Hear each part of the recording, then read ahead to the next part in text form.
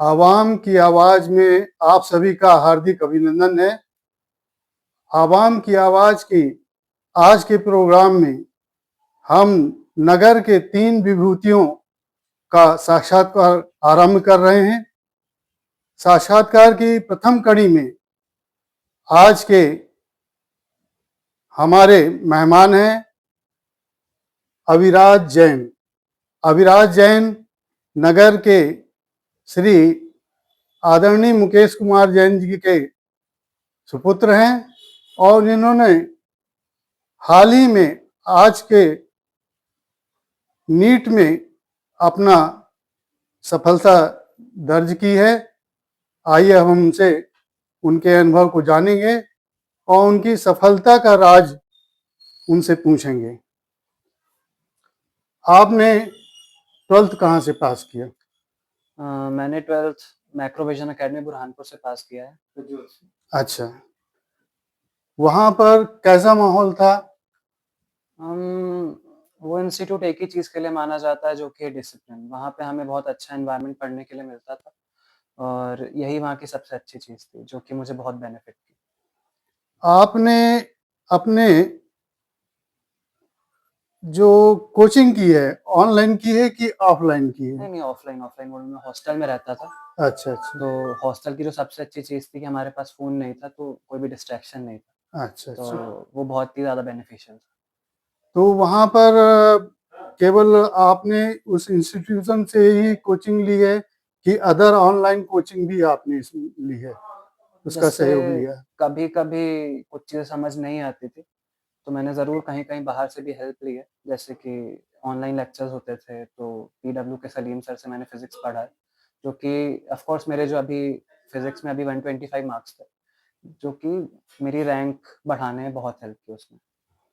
अच्छा, आप दिन में कितने घंटे प्रिपरेशन करते थे? घंटे का तो नहीं कह सकते, ऐसा होता था एक कि हाँ, एक लगभग टारगेट रहता था कि कि हमें क्या 8 घंटे, 5 घंटे, 6 घंटे कितना रहता था?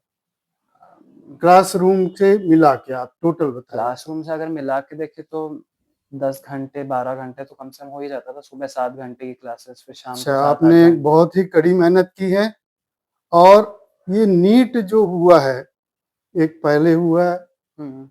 जिसमें पेपर लीक हो गया, उसके बाद दोबारा फिर नीट हुआ है। इन दोनों एग्जाम्स के आपके क्या अनुभव रहे? अम, नीट तो था तो हमारा बहुत ही मतलब मेरा तो पहला ही था, तो बहुत ही नया एक्सपीरियंस था, बहुत सारी चीज़ें नई थी, जिसके कारण कुछ चीज़ें बिगड़ी भी, लेकिन उससे सीखा और फिर जब रीनीट हुआ, क्योंकि मुझे दूसरा चांस मिल गया, तो उसमें वो चीज़ें गलतियाँ नहीं की। टाइम की दिक्कत हुई तो इस बार टाइम मैनेज किया, तो मेरे लिए तो अच्छा हुआ कि मुझे एक दूसरा चांस मिल गया, नहीं तो पिछली बार से तो ये बहुत अच्छा रिज़ल्ट है। नीट पेपर लीक व छात्रों के जंतर मंतर में प्रदर्शन को लेके आपकी क्या राय है?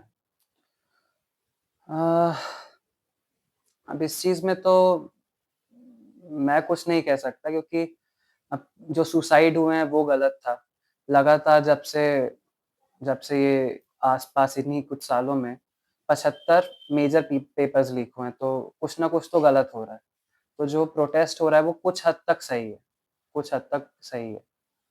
इसमें कई करीब बच्चों ने सुसाइड कर लिया। सुसाइड किया है, ये वह बेहद दुखद है हाँ, वही। और इसकी भर्त्सना करना चाहिए। नीट पेपर जो होता है उसमें और क्या सुधार होने की चांसेस हैं कि जिससे छात्रों को और बेहतर सुविधा मिले और वो अच्छे से दे पाए पेपर? जैसे अभी पेन पेपर मोड में होता था पेपर, तो उन्होंने एक ही यही सुधार किया है कि वो ऑनलाइन होगा। जैसे ऑनलाइन टेस्ट होते हैं, जेईई का होता है और बाकी टेस्ट भी सारे ऑनलाइन होते हैं। तो अब से नीट का पेपर भी ऑनलाइन होगा, तो वो बहुत अच्छा सुधार है जिसके कारण पेपर लीक के जो चांसेज़ हैं, वो बहुत कम हो जाएँगे। तो ये बहुत बेनिफिशियल रहेगा बच्चों के लिए क्योंकि नीट का पेपर जो कि मेडिकल का है, तो मेडिकल एक बहुत अच्छी फ़ील्ड है। अगर उसमें लोग चीटिंग करके आएँगे और फिर वहाँ पे डॉक्टर खराब बनेंगे तो ये ऑफ़ कोर्स देश को अफ़ेक्ट करेगा। आपने डॉक्टर बनने का ही क्यों सोचा? अ, डॉक्टर बनना एक बहुत ही रिस्पेक्टफुल जॉब है और उसको एक भगवान रिस्पॉन्सिबल भी है। रिस्पॉन्सिबल भी है, उसे भगवान की तरह देखा जाता है तो ऑफ़ कोर्स बहुत ही अच्छा लगेगा वो बन के। लोगों की हेल्प करना ये सब पहले सोच के रखा है मैंने। नीट में जो अगले साल बच्चे शामिल होंगे, छात्र शामिल होंगे, उनको आप क्या संदेश देना चाहते हैं कि वो किस तरह से तैयारी करें और अपना मनोबल कैसे बनाए रखें, जिससे वो सफलता हासिल कर सकें? मेरा तो एक यही सजेशन है कि जैसे 3 सब्जेक्ट होते हैं, तो बायो का 360 मार्क्स होता है, राइट? तो वो 360 जो नंबर हैं, वो सिक्योर करके रखना बहुत ज़रूरी है, क्योंकि वो तुम्हारा क्वालिफ़िकेशन देखेगा। उसके बाद केमिस्ट्री और फिज़िक्स 2 जो सब्जेक्ट बचे, उसमें से एक पावरफुल होना चाहिए, जिससे तुम मार्क्स स्कोर करके आराम से एक एमबीबीएस की सीट पकड़ सको। उसका ज केमिस्ट्री या फिजिक्स? फिजिक्स में कुछ बच्चों गेन का ज़्यादा होना चाहिए कि केमिस्ट्री में ज़्यादा गेन होना चाहिए? मेरा तो ये कहना है कि केमिस्ट्री स्कोरिंग है, लेकिन अगर तुम्हें फिज़िक्स नहीं आती, तो तुम्हें बायो और केमिस्ट्री मुश्किल लगेगा। अच्छा। फिज़िक्स में अगर तुम्हारे कॉन्सेप्ट क्लियर नहीं है, तो दिक्कत होती है। तो फिज़िक्स को अच्छे से आगे लेके चलना बहुत ज़रूरी है। अब मैं आखिरी में ये जानना चाहूँगा कि आपकी इस सफलता में, आपके इस सफ़र में, नीट के सफलता के सफ़र में आप किसे श्रेय देना चाहेंगे? ऑफ़ कोर्स वो मेरे परिवार वाले रहेंगे, क्योंकि उनने कभी मुझे फ़ोर्स नहीं किया, किसी भी चीज़ के लिए, और मैं ऑफ़ कोर्स पेरेंट्स से यही कहना चाहूँगा कि अगर बच्चा नहीं कर पा रहा है, तो उनकी मजबूरी समझिए, क्योंकि ऑफ़ कोर्स 22 लाख बच्चे बैठते हैं, और देश में प्राइवेट को मिला के सिर्फ़ 1 लाख सीट्स हैं। और इस रेशियो को आप समझ सकते हैं, 22 लाख और 1 लाख जो सीट्स हैं, वो भी प्राइवेट बहुत सारे लोग अफ़ोर्ड नहीं कर सकते। तो बच्चों पे प्रेशर तो डालना बहुत गलत है, जो कि मुझ पर कभी नहीं डाला गया। आप मुझ श्रेय किसे देना चाहेंगे? स्कूल को, मैं ऑफ़ टीचर्स कोर्स को, अपने कोई पे विशेष टीचर रहे हों जिन्हें आपको ज़्यादा मोटिवेट किया हो?